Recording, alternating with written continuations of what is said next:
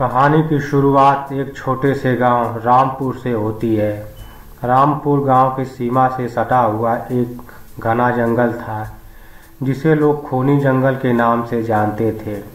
इस जंगल की रहस्यमयी कहानियां गांव में बहुत प्रसिद्ध थी।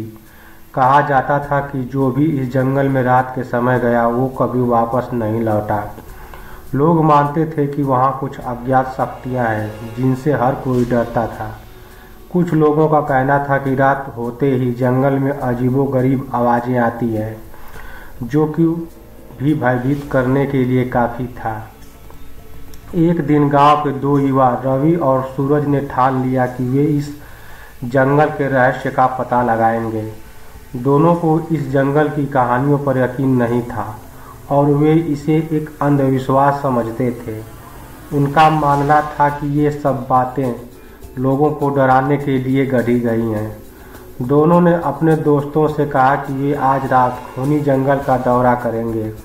उनके दोस्तों ने उन्हें समझाने की बहुत कोशिश की, लेकिन वे दोनों नहीं माने और रात को जंगल जाने की तैयारी करने लगे। रात के अंधेरे में रवि और सूरज ने अपने हाथों में टॉर्च और कुछ खाने पीने का सामान लिया और जंगल की ओर चल पड़े। जैसे ही वे जंगल में दाखिल हुए, उन्हें एक अजीब सन्नाटा महसूस हुआ। चारों ओर घना अंधेरा था और पेड़ों के बीच से आती ठंडी हवा की सरसराहट ने माहौल को और भयानक बना दिया। धीरे धीरे जंगल के अंदर जाते ही उन्हें लगा कि कोई उन पर नज़र रख रहा है, लेकिन उन्होंने इसे अपने दिमाग का भ्रम समझा और आगे बढ़ते रहे। अचानक दोनों को एक अजीब सी आवाज़ सुनाई दी। वो आवाज़ किसी इंसान की तरह नहीं थी, बल्कि किसी अज्ञात प्राणी की लग रही थी।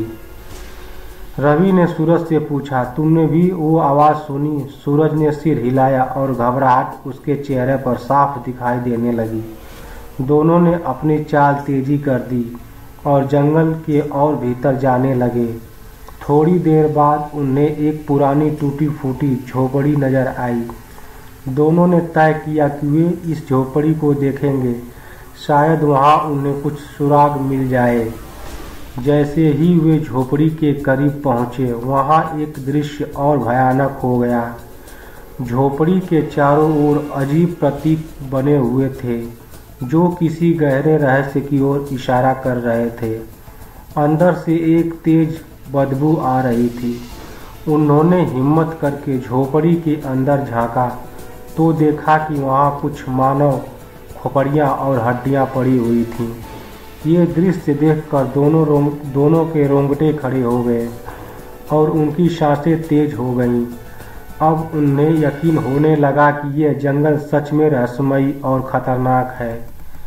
तभी अचानक उन्हें अपने पीछे किसी के चलने की आहट सुनाई दी। दोनों ने मुड़कर देखा, लेकिन वहां कोई नहीं था। अब उनकी घबराहट डर में बदलने लगी।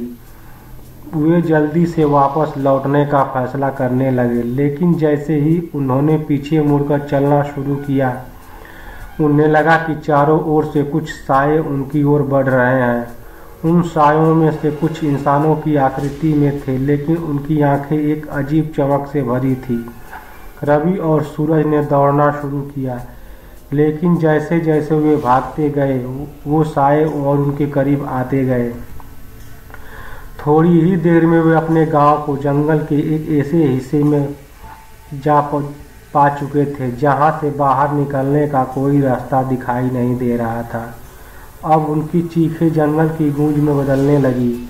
उन दोनों में मदद के लिए चिल्लाया, लेकिन कोई सुनने वाला नहीं था। तभी अचानक उनकी आंखों के सामने अंधेरा छा गया और वे बेहोश हो गए।